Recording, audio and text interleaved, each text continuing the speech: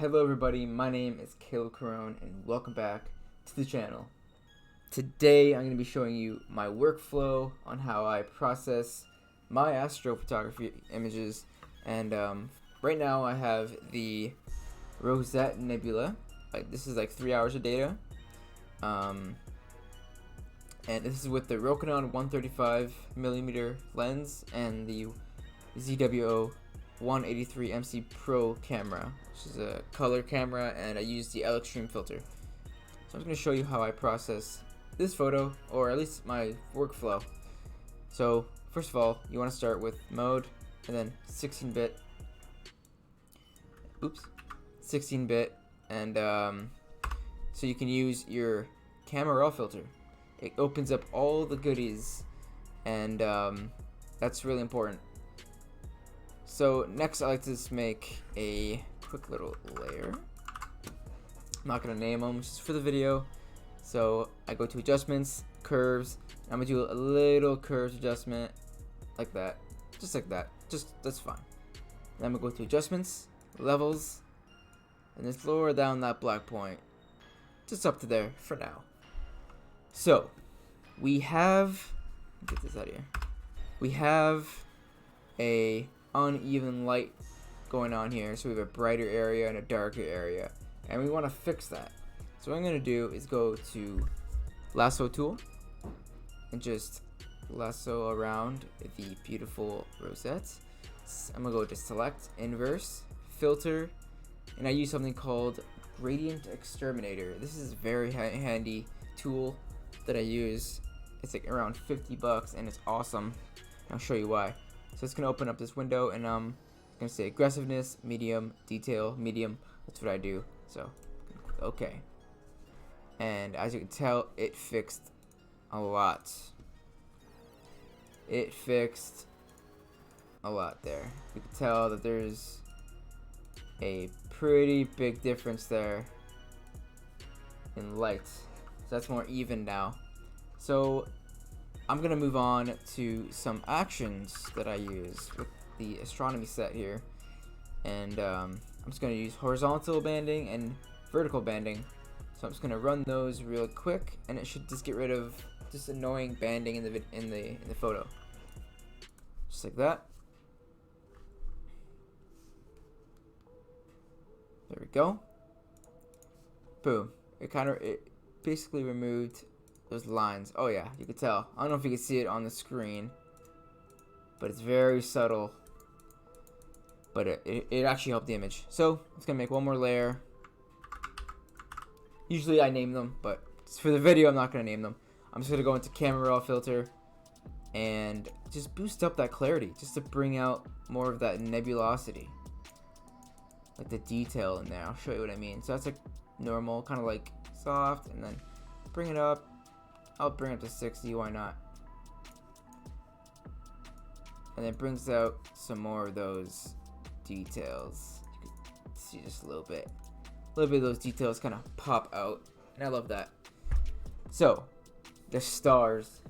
Some people don't like stars, some people do love them. I hate and love them at the same time. Luckily with the Rokinon, the stars are very tight.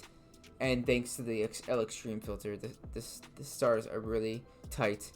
At least in this area of the sky, the stars are small and tight, and I love it. So I'm going to go to select, and I'm going to minimize the stars to make it a little bit lighter, just so we can see more of that nebula, you know? So I'm going to go to color range, and then I'm going to go to highlights, and it should highlight just stars. Yep, just the stars, perfect. And if you just go from here and you just use the method, you're gonna create halos, and you want to feather the edges and all that. So I'm gonna show you how to do that. So I'm gonna go back to, I'm gonna go to modify, and I'm gonna expand the selection by 2, just so it doesn't create halos around those stars. And I'm gonna go back to modify and select, and then I'm gonna go to feather. I'm gonna feather by 2 just to feather those edges, make them more, you know, soft. I'm gonna go to, again, I'm gonna go to, not select, I'm gonna go to filter, and then other, and then minimum, and then you can play with the slider here. So obviously the more you go, the more halos you get. Basically the stars are gone, and I don't want that, so I'm just gonna boost it up to like 1 pixel, maybe just a little bit more, 1.2 pixels, and that should really minimize the stars. Yeah, maybe it's a little too much, but you get the point. It minimizes the stars pretty well. Oh yeah, you see a huge difference. There's a huge difference in that. So maybe that's a little too much, what I did, but that's okay because it looks cool. You can see the nebula, right? Looks awesome. And so the palette, you could do this without filters. So if you just shoot with a modded DSLR, or you can shoot with an HA filter, and it doesn't pick up the O3. That's okay. With the L Extreme, it picks up O3 and HA in 7 nanometers, so the O3 is in there, and I can pull it out in different ways. But I'm actually gonna cheat the way, and even with like a normal like modded camera, and you just shoot like red, there's no oxygen, or like the filter doesn't have oxygen, you can just you can cheat your way to get in the oxygen. But you can go as far as you want with it. Anyway, I'm gonna go to color range, so in the select bar, and I'm gonna go to sampled colors, and I'm just gonna click just in there and kind of do that. It's just where the O3 would be or is, and that's kind of like around here. That's where the O3 is. We gotta keep that HA. There's a lot of O3 in here.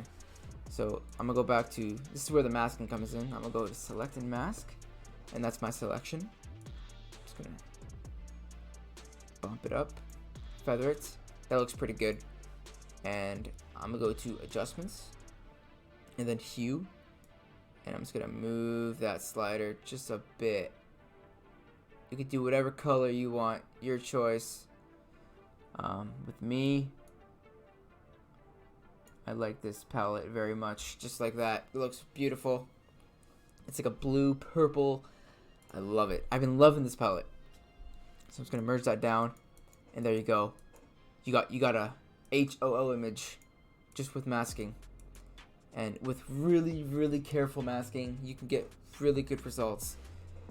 And that was really quick, and this looks pretty good. So obviously the nebula is like really boring. It's not boring, but like there's no punch to it, and we want a punch to it.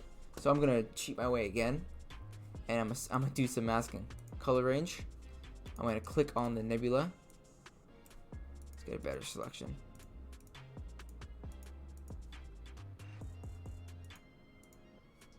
Just like that. It's gonna select the whole nebula. Perfect. And I'm gonna go to select the mask. I'll add some contrast and feather that. 30.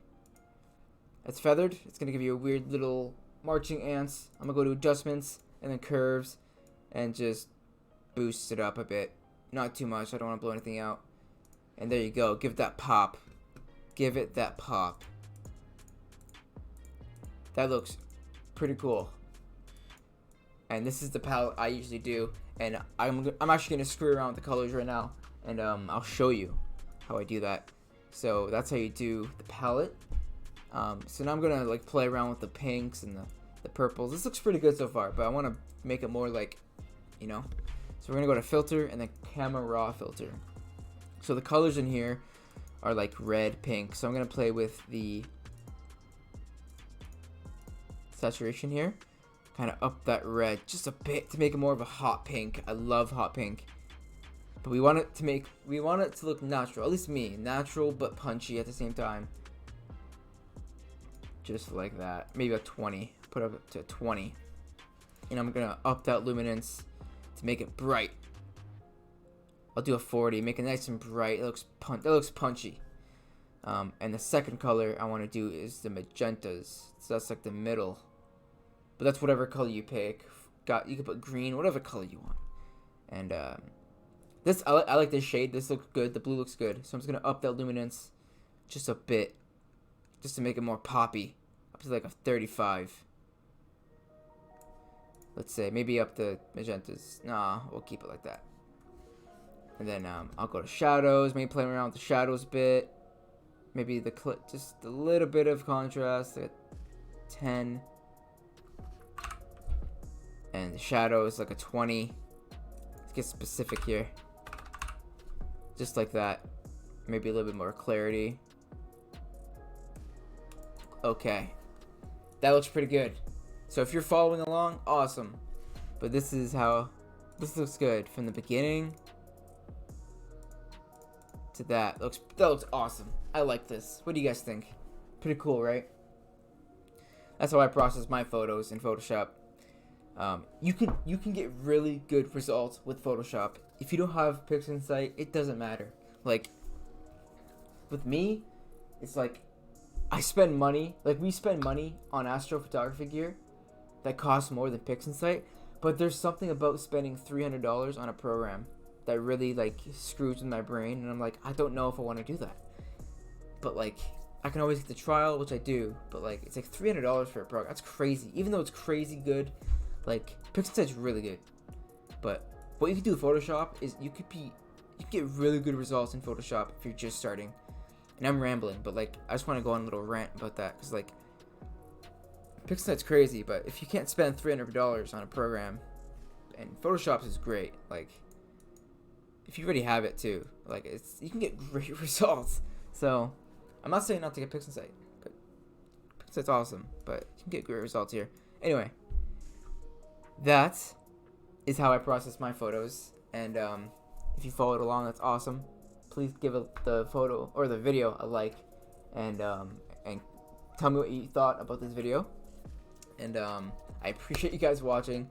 I actually shot the fossil footprint tonight, and it clouded over, so I got some data, but I gotta wait other nights to shoot it again. But I appreciate you guys watching this video, and thank you for 10,000 followers on Instagram. That's insane. Thank you. So until next time, clear skies.